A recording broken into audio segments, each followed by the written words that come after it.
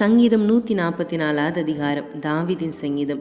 என் கைகளை போருக்கும் என் விரல்களை யுத்தத்திற்கும் படிப்பிக்கிற என் கண்மலையாகிய கர்த்தருக்கு ஸ்தோத்திரம். அவர் என் தயாபரரும் என் கோட்டையும் என் உயர்ந்த அடைக்கலமும் என்னை விடுவிக்கிறவரும் என் கேடகமும் நான் நம்பினவரும் என் ஜனங்களை எனக்கு கீழ்ப்படுத்துகிறவருமாயிருக்கிறார். கர்த்தாவே, மனுஷனை நீர் கவனிக்கிறதற்கும் மனுபுத்திரனை நீர் எண்ணுகிறதற்கும் அவன் எம்மாத்திரம்.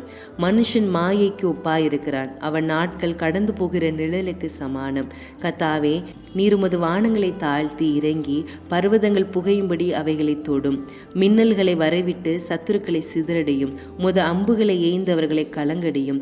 உயரத்திலிருந்து உமது கரத்தை நீட்டி ஜல பிரவாகத்துக்கு என்னை விலக்கிரட்சியும். மாயை பேசும் வாயும் கள்ளத்தனமான வலதுகையை உடைய அந்நிய புத்திரன் கைக்கும் என்னை விலக்கி தப்புவியும்.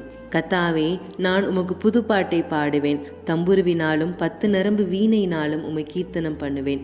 நீரே ராஜாக்களுக்கு ஜெயத்தை தந்து உமது அடியானாகிய தாவீதை பொல்லாத பட்டயத்திற்கு தப்புவிக்கிறவர்.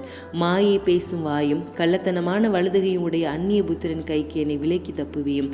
அப்பொழுது எங்கள் குமாரர் இளமையில் ஓங்கி வளர்கிற விருட்ச கன்றுகளைப் போலவும் எங்கள் குமாரத்திகள் சித்திரம் தீர்த்த அரண்மனை மூளை கற்களைப் போலவும் இருப்பார்கள். எங்கள் களஞ்சியங்கள் சகலவித வஸ்துக்களையும் கொடுக்கத்தக்கதாய் நிரம்பி இருக்கும். எங்கள் கிராமங்களில் எங்கள் ஆடுகள் 1000-10,000 பலுகும். எங்கள் எருதுகள் பலத்தவைகளாயிருக்கும். சத்ரு உட்புகுதலும் குடியோடி போகுதலும் இராது. எங்கள் வீதிகளின் கூக்குரலும் உண்டாகாது.